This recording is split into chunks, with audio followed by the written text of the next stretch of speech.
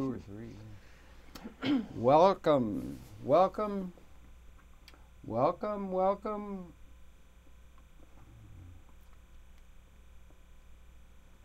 Welcome, welcome very, very much to Conversation. A great personal honor and privilege to welcome to the program Mary Ann Beyster. And she is a person of great interest to me and to the world. And she is, among other things, we're going to get her background among engineering and other things that she's trained in. But she's also now the executive producer of a new film that we're going to be talking about. I might even try and show it here at the outside.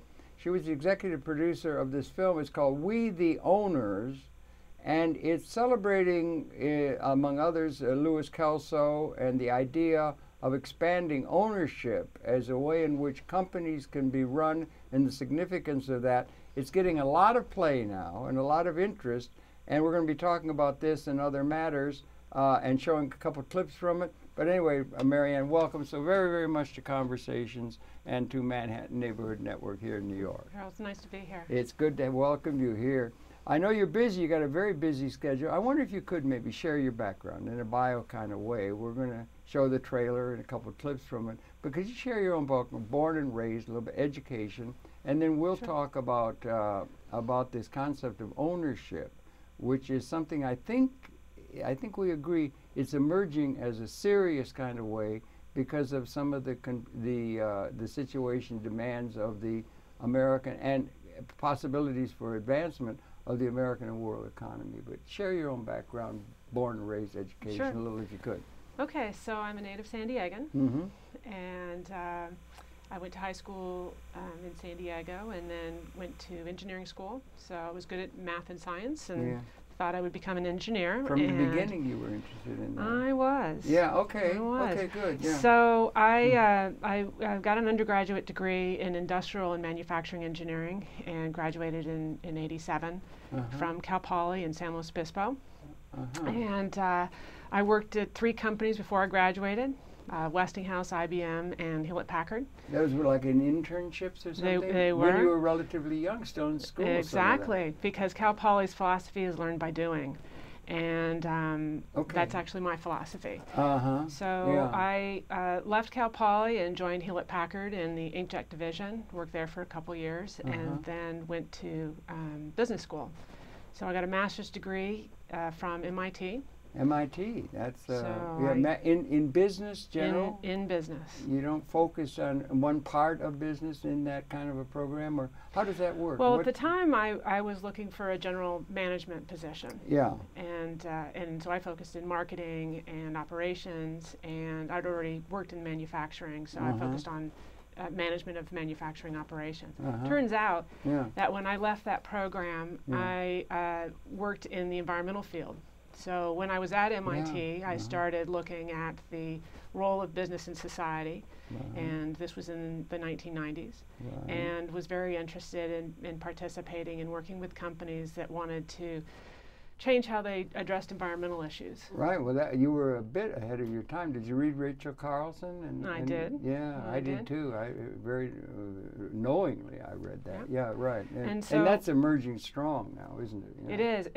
A lot of business schools, in fact, probably most business schools at this point, are teaching about how to be corporate. Have corporate social responsibility, and social entrepreneurship is part of business schools, and a large number of business schools.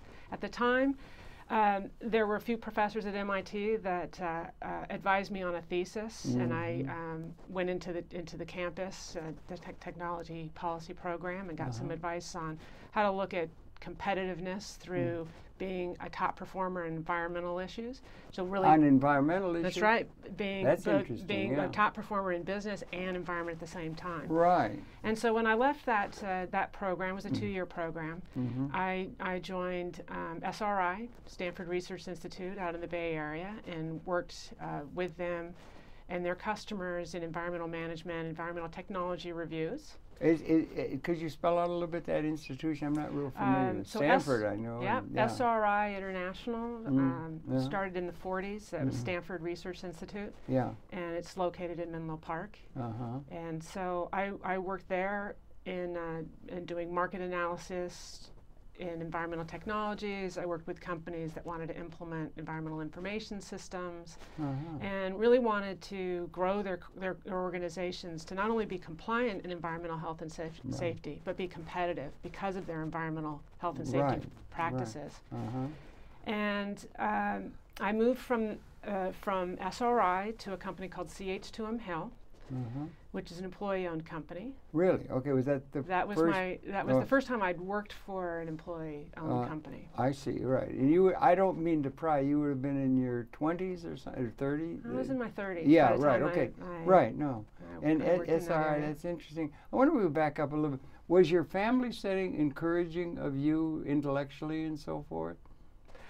I'd say yes. Yeah. I think that my family was encouraging in hard work, and knowing what you're good at, and committing and practicing, and I think being disciplined. Was another part of how I grew up. Were you good in school right from the beginning? I was good at school. You were? I studied.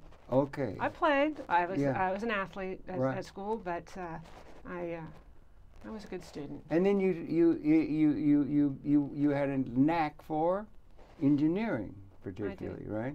Now that bespeaks a very, very disciplined kind of way of seeing things, being very, very attuned to detail and things like that. Rather, right? That's right. So you have a practicality, or a practical state of mind, or I think a lot of the engineering that I liked was how to disaggregate a problem, try to understand what's happening in the problem, and then aggregating a solution. And especially as an industrial engineering, program, which promotes systems engineering. Yeah. Oh, systems. Well, that you start looking at how do we incorporate solutions in business when it's you've got people and human behavior, and you want to have incentives, but you have materials, and you have processes, and bringing all of those kind of disciplines together.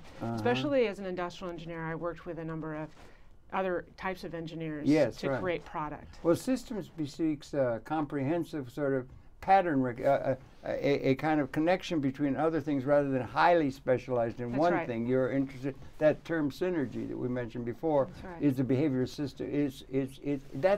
That's on the rise, I think, now in terms of understanding. We're looking for patterns between a number of subsystems of that pattern. That's right. And looking at influences. And you were inclined that way. I was. Yeah, good. I think that's a good quality. I mean, in terms of that, because you don't want to get too specialized out on one thing and lose the big pattern that it's a part of. I think Right. Yeah. So I think it's good to be. Yeah.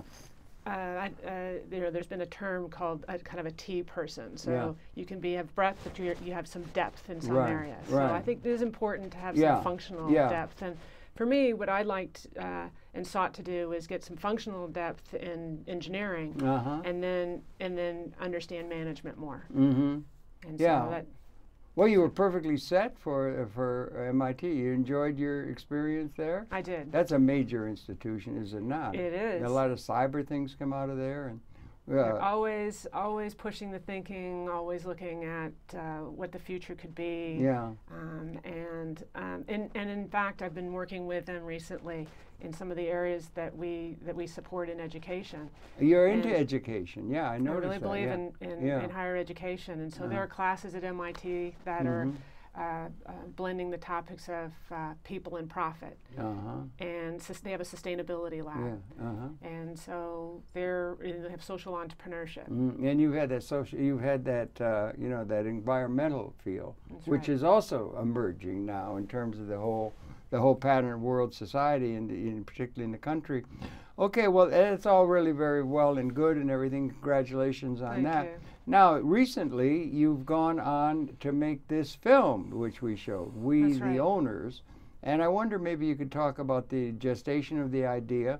And you're getting, you were the executive producer, is that what the title, of the film. That's right. Maybe you could describe a little bit of how that came about. You're in touch with Louis Kelso and Patricia Kelso, I presume. And so maybe you could share a little bit the impetus toward the idea of let's make a film about ownership another word that is emerging increasingly with each passing day, it seems to me. Right. Yeah. So about 6 years ago, I took on a position to be president of the Foundation for Enterprise Development. Okay, and we haven't talked on that yet. No, but we are now. We are now. Good for you. Good. That was my segue. Right.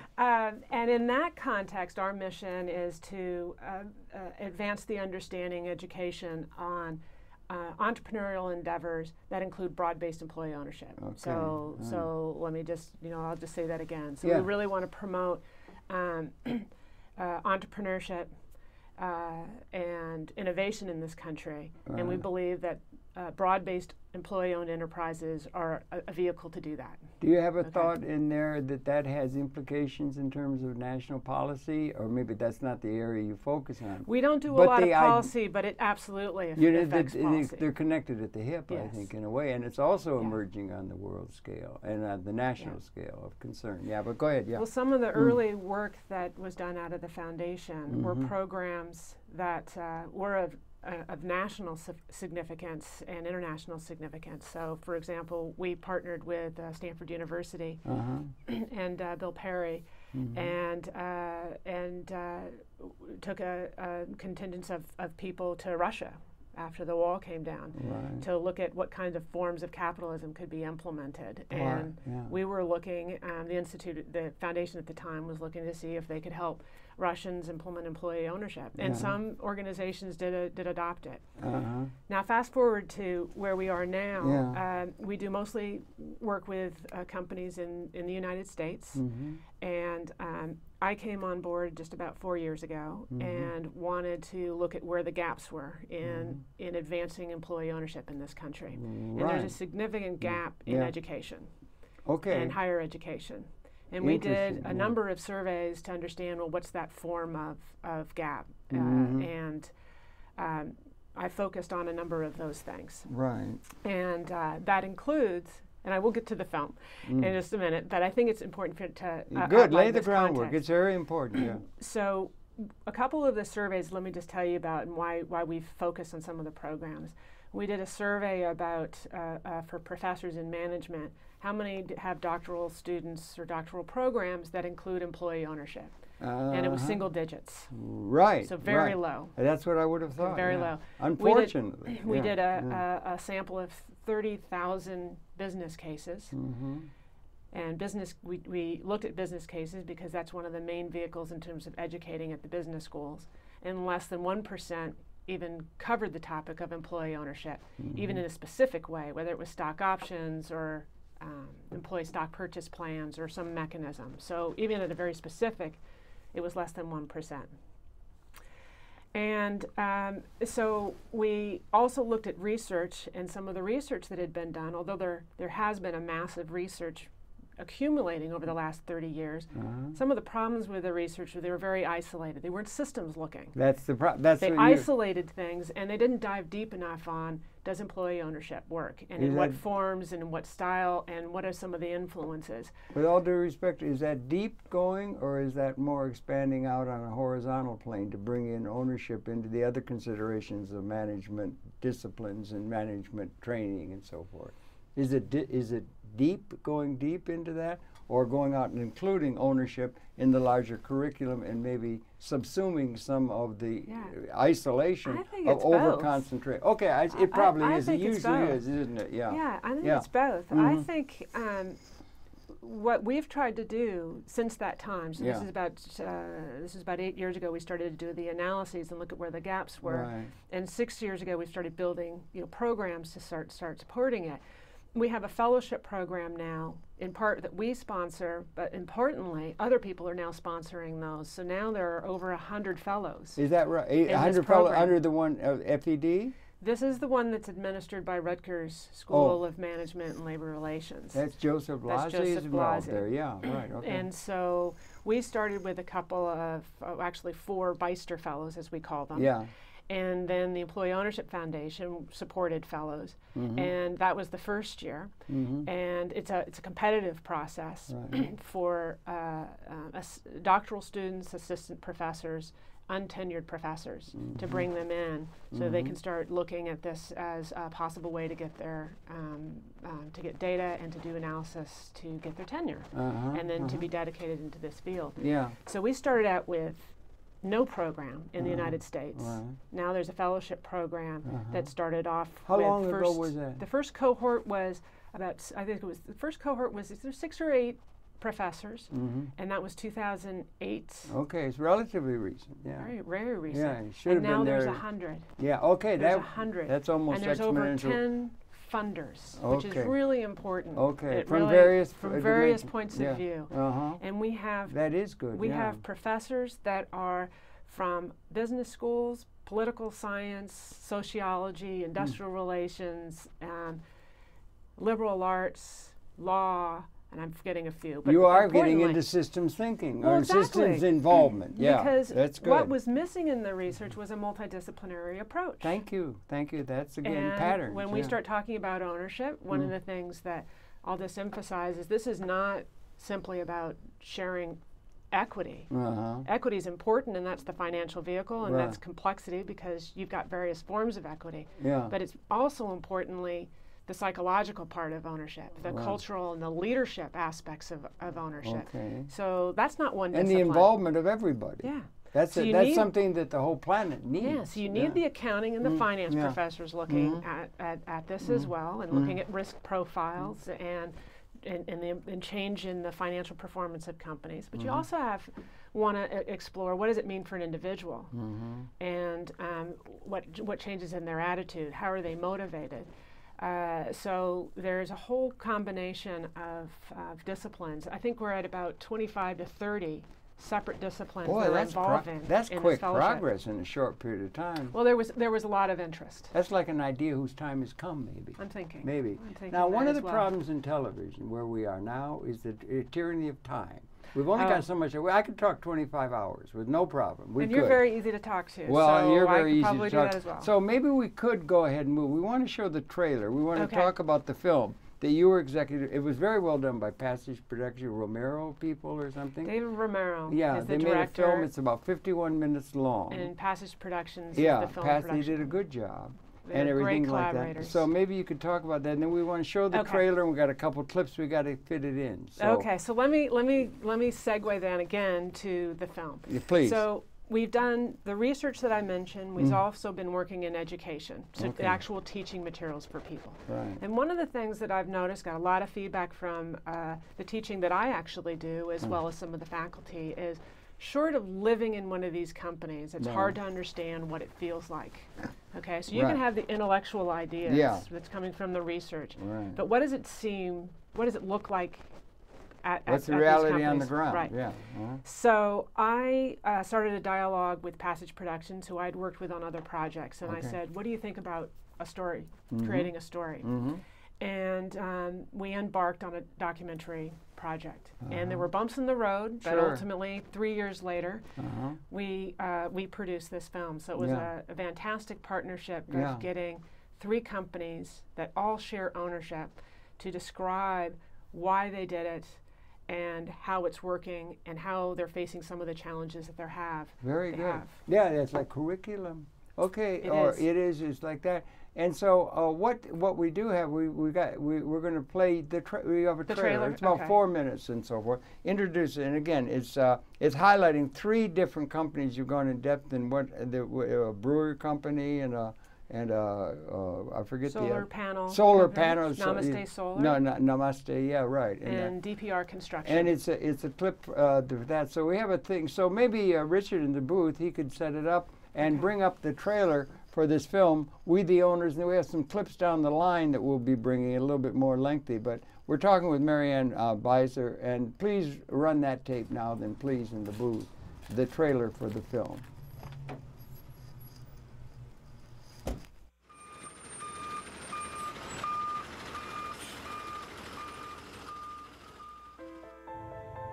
My name is Michael Miller. I go by Miller at the brewery. I'm 37 years old. I work for a New Belgium brewing company. I treat my job like it's my own business.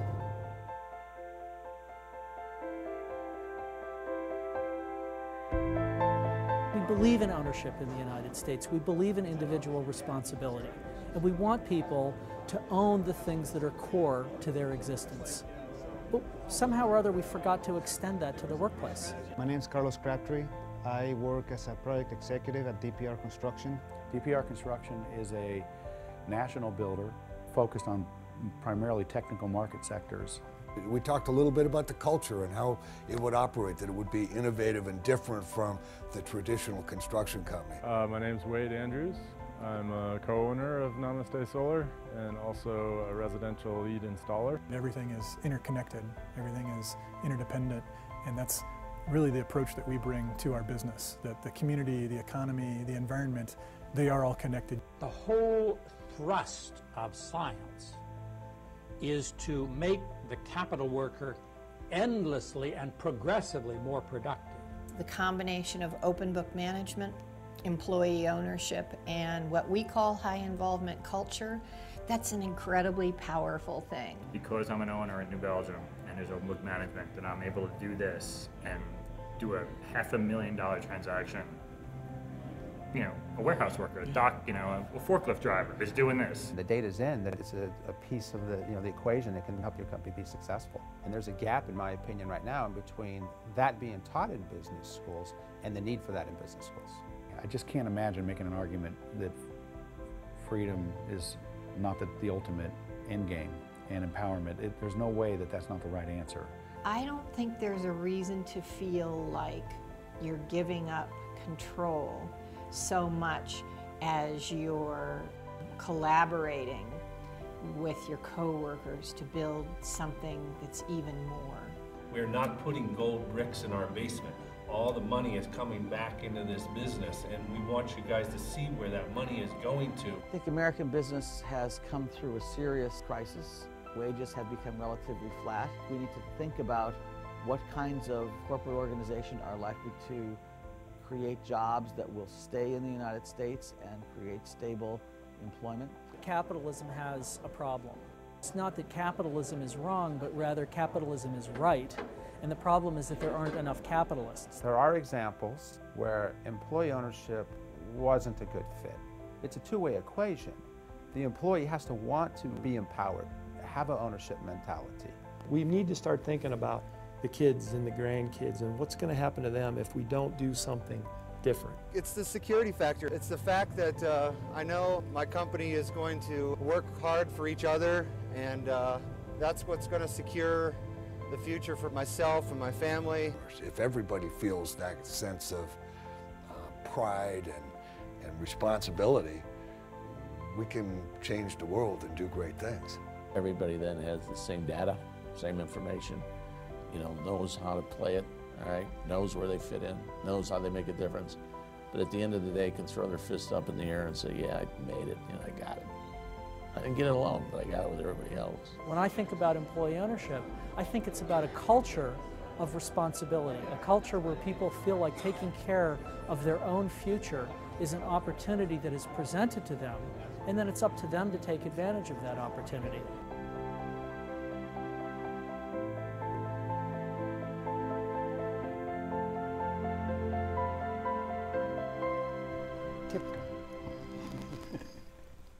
Okay, that's really good. That's the trailer. Did you put the trailer together, or did they?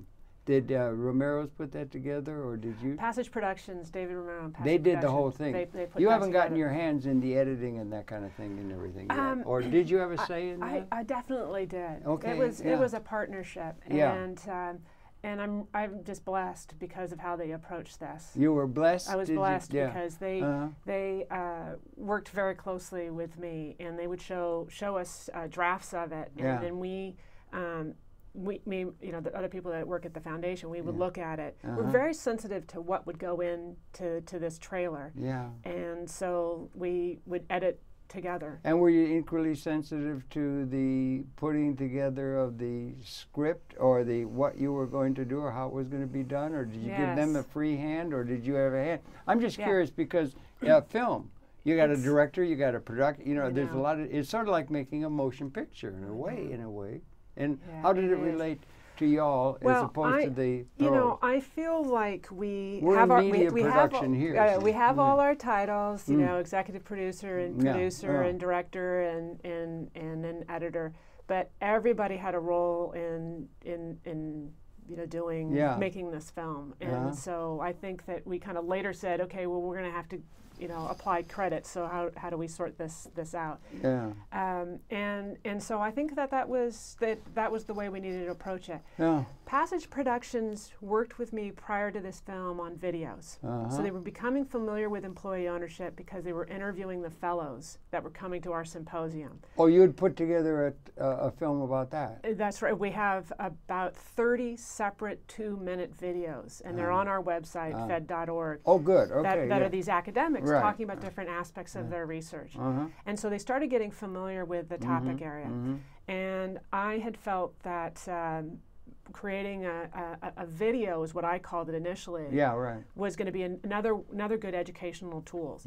In talking with them, we started changing my language to say it's a documentary film, which is it's not about a bunch of experts talking, which is what we had in the video. Yeah. It's about storytelling through people's experiences. It's like making a film of reality. Yeah. Right. Yeah. So we had. Are you getting bitten by the production? Because the world is galloping, it seems to me. I was McLuhan, and the world is galloping toward multimedia as a way of educational. I mean, in the serious way. Yeah. It's very much, whether you're in classroom or it's online education, video, and I hope more documentary film, storytelling will be integrated. In addition to games. There'll be games and animation. And so I think that's the reality, and I think that can be a very powerful reality for education. And that's growing exponentially now. It's just exponential, the information thing, and the robotics are coming along equally, you know, with it, but and all of that. Yeah. So it's really very interesting. We're interested in here because we're involved with video production for the citizenry, and I think that the educational importance of multimedia is really important. Yeah. You know, it's going to be able to be doing education through, we don't have things strung out linearly as we go through the world. We're surrounded by a multisensorial relationship to the environment. We're getting closer and closer. I guess holography's over the horizon, but we're getting it's coming to a sort of ability to have that and so forth. Right. Yeah. So you're getting bit by that bug as well in your work, right? Okay. Yeah. Well, yeah, this good. project. Welcome to MNN and that network. Yeah, I'm in. Yeah. This project was, you know, it was an experiment, and I've been incredibly pleased so far of what's happened since we released the film. I'll just give you a couple highlights. So in December 2012 was when we finally released the film. In January 13, we had our first film festival acceptance, which I wasn't even pointed towards film festivals. I was going just to education. We had a distribution. Well, they're both important, Exactly, yeah. And I learned that. Yeah. We signed with Films Media Group, which is a large and a very established educational distribution company, which is I mean, they're the perfect partner for us because they can reach all these universities. Where are they headquartered? They're here in New York. In New York, okay. And then also I had submitted a white paper for an entrepreneurship conference and had gotten that accepted with the film. So I was going to show it later in January. I was going to show the film as part of an entrepreneurship conference. Yeah. And that was all in the first month. Yeah, of you releasing sing the praises of entrepreneurship. Yeah, go ahead. Yeah, good.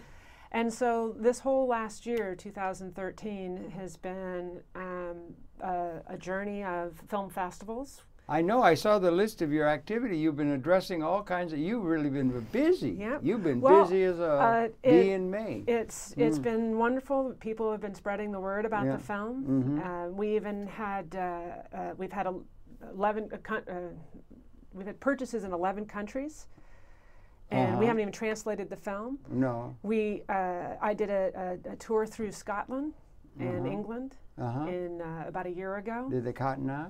And Did they say down south? They are. I went all the way to Inverness and Aberdeen, and then back down through St. Andrews and Edinburgh and Glasgow, and then had a screening in London. And where would you land in each of those places? What kind? They're always universities. Okay, good. And this was this is in partnership with the Scottish Enterprise, and they're advancing the thinking within not only the business and the government, but also educational, and as well as legal profession and bankers. Okay, and it's getting into the media. It's getting into the media world, and people who are interested in media distribution and education through multimedia. Yes. Yeah. Yeah. That's the future of communication. I think. Yeah. I think there's a number of things that resonated with this film, and I'll just touch on a few. One of the things that I wanted to show through this film is there is a variety of ways of sharing ownership. Yeah. Because we don't have. That's right. We don't have just one form. There's a trust structure in one company. There's a stock form in another company. There's a cooperative governance in another company. And in the beginning, we highlight the motivation of the founders to pick, even considering employee ownership, and then how it evolved. But then 3/4 of the film is about the culture of ownership. Yes. It's how to be treated and act like an owner. So there's a responsibility as the employee to accept responsibility and to be accountable. You have to know how you're going to make an impact. And there's a number of other things that we wanted to outline. You have to get over the idea that I'm nothing here but a wage slave collecting a wage. I've got involvement here. You've got involvement. That's something you have to educate people to really begin to embrace. Maybe on a larger scale. Yeah, go ahead. Yeah. Sorry. So I think the breadth of the types of forms of ownership that we covered are of interest. We also tried to cover companies that have a range of workers. So from low wage to higher wage. We also covered a company that, which is a DPR, that has unions. That's interesting. This is. Absolutely. Right? Because I wanted to be able to show that I mean, obviously there are successes, but we need to celebrate those more when you have successes of companies working very collaborative with unions and having an ownership culture. Yeah, you can also learn by learning the things that didn't work. You can learn that way too. Edison did a great deal as an enterprise. Well, people have asked me, why didn't you put any of the stories of when this didn't work? Now, in each of these companies' stories, and the employees are telling more of the stories than the founders in this film, there are challenges. So it's never easy. There are challenges, and no company does it right all the time. But there are some more obvious examples of where it didn't work. And I don't want to make a film about that. Because we can find that on the internet, and you can find that in the news, but we don't have enough that describes, well, how do you do this? Thank you. Let's tell the story. So I'm not saying that this is for everybody in every company. No, that's right. That's one of the things we need to describe how it can be done. But that is something, it's a new possible reality that ought to be investigated, and maybe supported, and maybe thought about and everything. And again, the tyranny of time, we got a couple clips, right? Yes. And we have a clip, we have 2 clips, they're about 5-6 minutes each, so let's make sure we get those in. Okay. Maybe we could help set it up. This is clips from in real time from the film. So the first clip is, I'm not sure exactly. I think this clip is on about midway through the film, and it's when we're talking about parts of the solution of the culture. And this is, I believe this is a clip about the transparency, the importance of transparency financials, and have an open book philosophy and work practices. Open book philosophy is very important. And each of these 3 companies do this. Okay, well maybe we can. So hopefully that's what this clip is. Well, then hopefully, and Richard, if you could set that up and run that now, then we're talking again with Ann Beyster. So people take a risk and they get the benefit of that risk. And when you separate that to an extreme, the people who stand to benefit from risking other people's money are not the people whose money's at risk.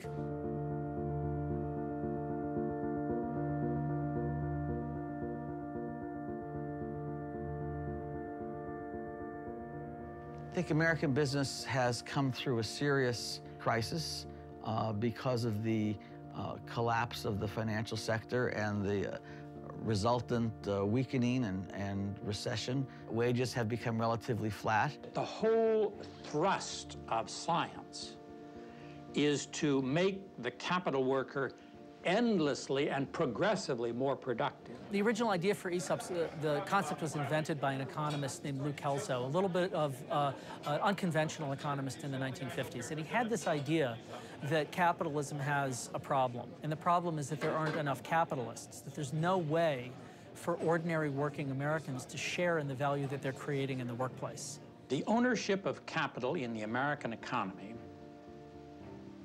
was estimated by Benjamin Franklin in colonial days to be in the top 5% of the population. In the last half century, a series of studies have been made on it.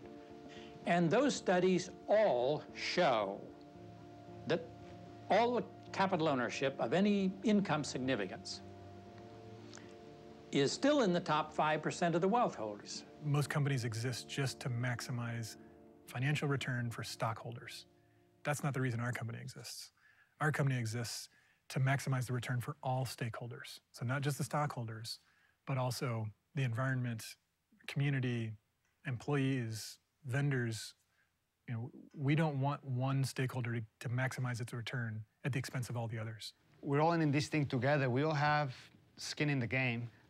And it's different when, you know, it's a publicly traded company and the stock goes whatever and decisions are made based on accounting statements, or when it's a family-owned company where you're going to work very hard, but at the end of the day, it's going to be 3 or 4 people that are really going to reap the benefits. We're not just giving anything away. You have to work hard to get it and to participate in that program. People are curious about it. You know, is it something that you buy into? No, not necessarily here. These are shares that are allocated.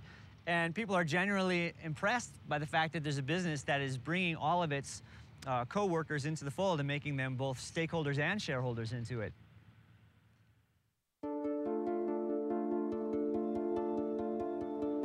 You guys touched on a couple of great points from the early days. Is, you know, we always wanted people to think like owners. And, you know, we always wanted people to have an entrepreneurial mindset, and that, you know, in those early days when things were really crazy and growing and we were kind of flying by the seat of our pants, the best way to ensure great decisions was to hire people who had shared passion and shared vision and shared values, and then to treat people like owners. And then the next logical step, of course, was to give people ownership. We are not putting gold bricks in our basement. All the money is coming back into this business, and we want you guys to see where that money is going to. So we are going to do open book management, and the two of those dovetailed so great to instill that ownership mentality, that entrepreneurial mentality. In 1994, I read a book by Jack Stack called The Great Game of Business, and it really resonated with me. There was like 2 sets of rules running a company. There's a set of rules that's centered around making a product, and then there's a set of rules about making a business. And most of the people that go to work every single day are trained in learning how to make a product. Very, very few people were ever trained in making a company. And we started to teach people what they now define as open book management. I think the level of transparency that we have with people around open book management, around developing strategy together, checking strategy through the year, I think that sends the message to my coworkers that they matter and that we trust them and that we're in this together. You know, other jobs, sometimes I didn't know, you know, whether, how good the books were. You know, we have open book management. That's really important to know what's going on throughout the whole brewery and not just the department or not just with what's going on with the team. Warehouse knows what marketing spending, marketing knows what's going on in sales, and then the idea is so that we can keep everything in the proper balance and question things if we feel like it needs questioning. Business statistics and, you know, debt to equity ratios and liquidity ratios, you know, and all the things nobody knows anything about but the wealthy people in the country. And, you know, we were talking to our people in those kind of terms, in a business language. We could train people to be financially literate in terms of the business financial statements, and we could talk about where the money goes and enlist their help in thinking about, you know, what is the best way to spend money. The only thing that's hidden within DPR, in reality, are our salaries. and bonuses, those kinds of things. Other than that, we're very transparent. Understanding the balance sheets helps all of our employees understand why we're doing an installation the way we're doing it. People can get it. I don't care what the education level is. As long as they can read and write, they will figure it out. It takes time to go through that. But once they get it, then they start looking at all the activities in the business. I know how to put money to those things. Okay. Okay. Well, that's interesting. Open book management makes me think open source in the internet. You know, they have open source and that kind of thing. Is interesting. A lot of interesting concepts brought up in there. Yeah. People know they're involved in the day-to-day. They're not just a person getting a wage. The term has been used over the centuries, a wage slave mentality. They're actually involved in the management, the day-to-day management and operation of the company, and also in its progression, and involved in having an alternate source of income coming into them as a member of this team, right? Yeah. It's an important concept. It is. Yeah. It's in these companies, I think you can probably sense it. There's a lot more financial openness of the operating plans and the financial performance of a department that one might see even though it's not their department. And the value of doing open book management, as was said in this clip, was that people understand how they make an impact. Are there many companies that use open book management? There's quite a few. What is the term? You've done management. What is the pattern of this use, this kind of accounting in terms of the internal logistics of various companies of the economy? I think there's definitely been an increase. You know, you can track back some of this to the total quality movement, where there was measurement and being able to disclose to individuals whether they're working on a production line or in a service field or in other various positions. Yeah, to say, you go to service. You know, be able to kind of measure how well you're doing, what are your goals, and how close are we to those, and to be able to track if there are issues and what was the time of resolving those issues or things like that. So within the spirit of total quality, there's been an openness of measuring performance. In this case, it's a lot more financial information, as if you are running the organization. So you're looking at margins, you're looking at gross margins, you're looking at debt to equity, and you're looking at a lot of the financial results of your business unit, of your division. And do they have input as to how to interpret those things and everything, rather than just having it available to them, but they actually have input in decision making? Because finance is followed often, or decision making is followed by the financial realities, and so it's a sense of responsibility. Well, one of the things that's really important is that you understand what information. It's not good enough to give people information. Right. And that's actually the importance of this clip. Actionable information. It has to be actionable, but you also, you have to allow people to understand. There has to be a certain amount of training and education. Well, what are you looking at? Because otherwise it's going to be information overload, or someone's not really going to know how to interpret it. So there is an investment an organization makes to help people understand what it is that they're looking at, and then what is actionable, and then collectively, in some cases, it might be through different meetings or committees, that what it is that needs to be changed to make those numbers better. But there's still division of labor, and I think I have a clip that's on that. And you still have to have respect for the CEO, and they get their decisions that are being made, and all of that. Absolutely. So in a sense, but it's harder to not perform and not have other people kind of know it. I mean, meaning, if you're open book and you're an employee-owned company, that if you see something that's not really working, you'll see it. I mean, it won't be hidden. Yeah, right. And somebody can't typically say, well, that's not your, you don't need to know. I heard one sentence and they said the only thing they don't make available are the salaries and bonuses. Why salaries and bonuses are kept off the Well, certainly table? in a lot of Is it- companies, or is there's a some- sensitivity is to it- that. yeah. Just from a human resource management standpoint, there might be Okay. sensitivities to Okay. sharing all of that information. Now, in some companies, They do. In some companies, they do. Some Yeah. law companies, everybody knows what everybody makes, or it's in a band, Yeah. and you'll know what band Right, that right. person makes. You won't know the exact amount, but you'll know what Because kind these of band things could they're apply in. to the national economy in a Mhm. certain sense, in an expanded sense and everything like that. That's interesting, but to get a sense of responsibility and also the understanding the risks and should we do this, that, and why am I doing it this way? I'm knowing it's part of the pattern. That's important involvement in terms of a sense of identity that where you have responsibility and benefits that That's are right. yours. Yeah. That's right. It's an important idea that's expanding, hopefully, it would seem to me, and I think it's expanding at many, many different levels.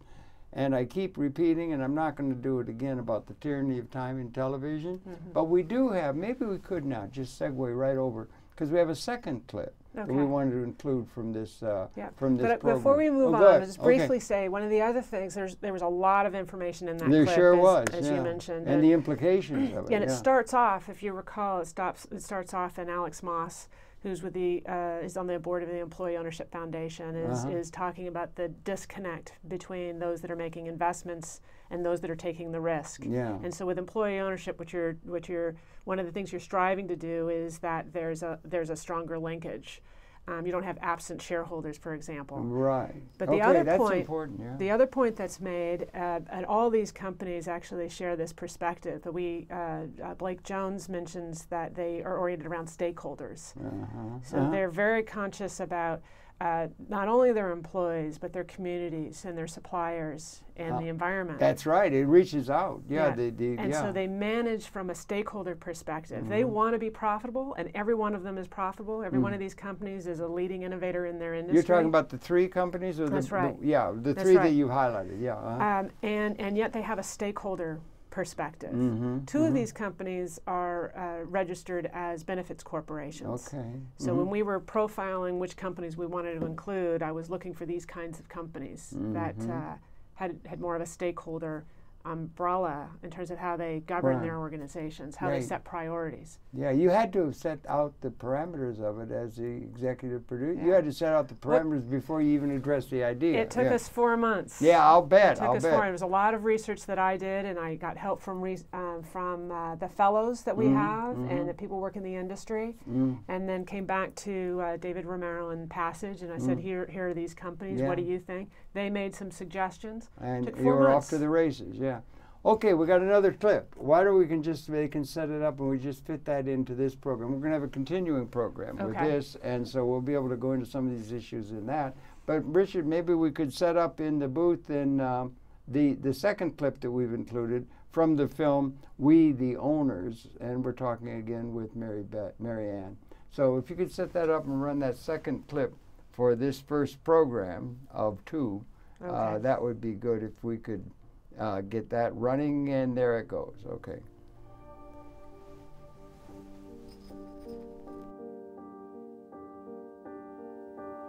We've been really fortunate in response to where our founders came from. From day one, they knew that they wanted this company to exist far beyond their lives.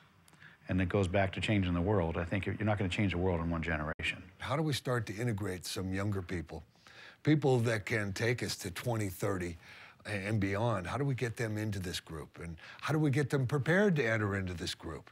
And how do we let them sort of shadow as part of our leaving their rising up? In 2020, ideally, people would look at this company and say, well, there's a different set of people leading this company, but I don't even know when that happened. We need to somehow make sure that DPR doesn't fall into that trap of 80 to 90% of the construction companies and fail to make it to the next generation of leadership. I want it to be here 100 years from now. And so this next step that we're taking in leadership and management is the biggest step by far that we've taken in the 21 years we've been in business. And it will really say whether we're good as leaders and managers. Did we build the right legacy? I mean, if the founders were simply about themselves, they'd scrape the chips off the table and take it home with them. And you can figure out how to do it for yourself. They put a bullet in the golden goose. The concept, the feeling here is how to feed the goose so that it can keep dropping eggs for others. So, haven't worked that analogy out yet. Sorry.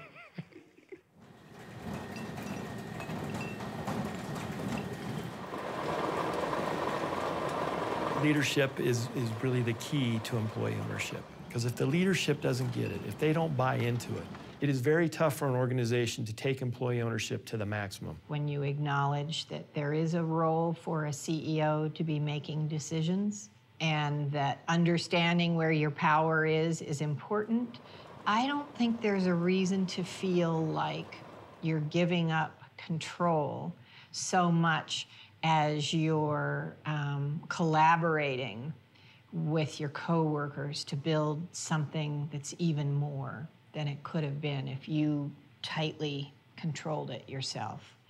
If you're going it alone, you're the sole owner, all the weight's on your shoulders, you just may not be able to accomplish as much. You may not be able to go as far.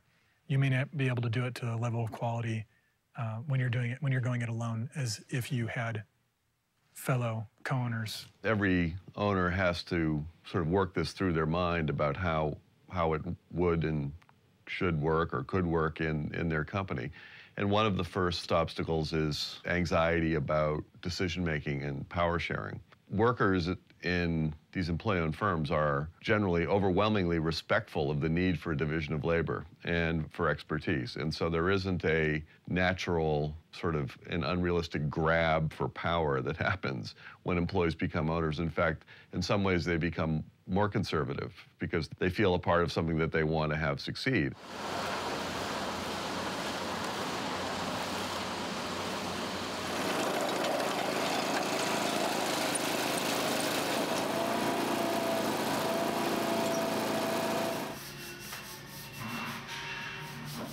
You know, we talk about when we drive by buildings that we worked on, buildings that we built. You know, a lot of times we don't remember that much the specifics about the building, but we remember the relationships and the journey that we went through to build it. We may not remember all the materials and all the specific details, but we remember the folks, the people.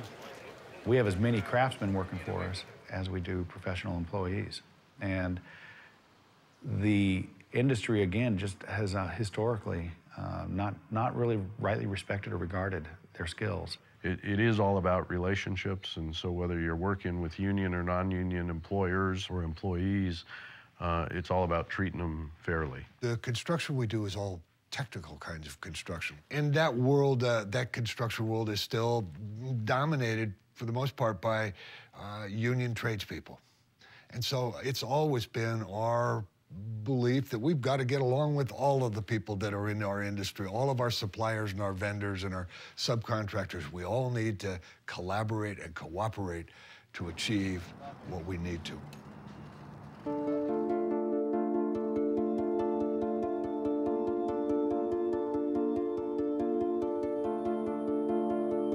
When we hire people, everybody's not going to know what an ownership culture is, but we feel like if you have an open mind, you're open to ideas, you're open to change, you're committed to more than a paycheck, that's a big deal. So we look for culture fit first, and then we look for skills. The idea of coming in here as a young person and having ownership in something that you're able to grow, I think is tremendously powerful for someone who's just starting out in a career. It's interesting to note some of the folks that have come to us later in their careers and how it feels to them. I think there's even a greater appreciation at that point because they have something to compare it to as well. My name is Gary Dick. I'm the lead technician, and I take care of all the brewing equipment at New Belgium. I've been there for 3 years. I worked in coal mines for 12 years underground in the maintenance department in coal mines and did hydraulic and electrical work. When this large brewer here in town opened back in the late 80s, I applied there and was hired as a supervisor. The large brewery that I worked at was bought up by a larger corporation. They offered early retirement to people that were 55 years old and older. It was a really, really crappy feeling that all the years of experience that I had, there wasn't that much value to it. They didn't worry about talking to people that hadn't been there very long. that I could pass some of that knowledge along that I had. They just wanted us out of there to save some money and have a better bottom line, was the feeling that I had. The day that I retired, there were 20 of us supervisors that were eligible for that retirement that took it on the same day. Knowing what New Belgium's background was and that they were employee-owned and they had really good benefits, that aspect of New Belgium made me want to work there.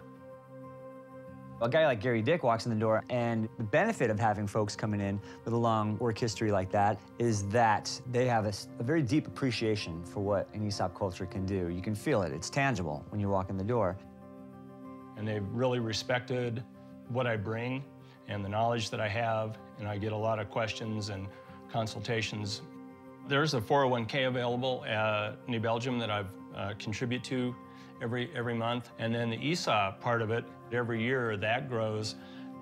So that's also going to help immensely when Rose and I decide that we're going to retire and that we're going to take the Airstream and head for the lake. Oh, I think we should. No, we can't. It's easy to get along great when all the conditions are right. It's when it's storming, rainy weather, difficult challenge after challenge after challenge, and you're having really tough times. That's when, you know, not just as an individual your character is tested, but also when the culture of a company is tested. What I'm looking for in a candidate is character, first and foremost. I think skills can be learned. I think that character and integrity are traits that are inherent, and they're either there or they're not. I've never loved the idea of having bosses. My entire life, I've had that ownership mentality where I take responsibility for my decisions, and it's hard for me to imagine going back to maybe a conventionally run company and potentially start out with almost no voice or no say, and then you have to, you know, kick and scratch and claw your way up to the top. It went a little long, and one of the things is we're running in a racehorse here because we're coming right to the end of the first hour of this 2-hour adventure here. And so that was a rather lengthy clip that included a number of the things. And what it's done is set us up to be able to invite the people viewing to consider tuning in tomorrow when this second part of the program will be carried. And it's your pleasure, my pleasure, and our pleasure in the audience, your pleasure in the audience, to have been talking with Mary Ann Beyster. She's the executive producer of this film, We the Owners, and she has a very interesting life, a story that we're going to be developing or getting into more with a couple more clips in the second part of this program. So we invite you to tune in tomorrow. And Mary Ann, thank you very much for taking this time to do this program. Welcome to New York again, and we'll be coming back. So thank you for viewing, and we invite you to tune in at the end, to tune into the second part of this program that will air tomorrow. So once again, Mary Ann, thank you very much. Great pleasure to welcome you. And the film We the Owners is a major piece of work, and we congratulate you very much. I appreciate it. Thank you. You've done a good job. We're in the media, so we know a good job when we see it.